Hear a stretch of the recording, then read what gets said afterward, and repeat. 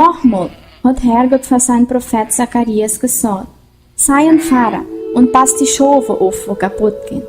Noch nicht mal die Pastoren, wo die Schafe aufpassen tun sie tauren.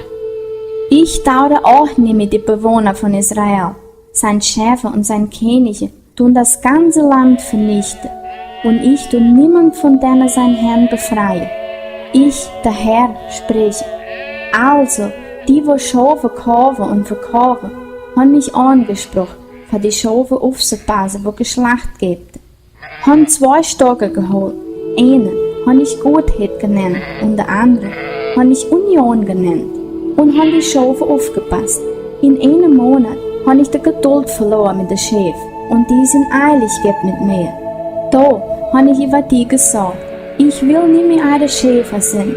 Das kaputt gehen, die wo kaputt gemacht sollen werden, und dass die, wo übrig bleiben, eins andere frisst. Nachher habe ich den Stock geholt, wo Gutheit geheißt hat, und habe ihn verbrochen, als ein Zeichen, dass Herrgott die Allianz verbrochen hat, wo er gemacht hat mit dem Volk von der ganzen Länder.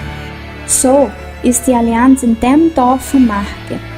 Da haben die Geschäftsmänner verstanden, dass der Herrgott am Sprechen war, dadurch das, wo ich am Machen war. Da habe ich denen gesagt, wenn der zufrieden seid, bezahlt mir den Lohn, und wenn nicht, bezahlt er mir nicht. Und die haben mir 30 silberne Stücke gegeben. Der Herr hat mir gesagt, tu das Geld im Tempel sein Kass. Ich habe das Geld geholt und habe es im Tempel sein Kass getan. Nachher habe ich den 2. Stock verbrochen, wo Union geheißt hat, als ein Zeichen, dass die brüderliche Union zwischen Israel und Juda vermacht war. Und nach 400 ruhige Jahre, wo Herrgott nichts sagt und kein Prophet geschickt hat,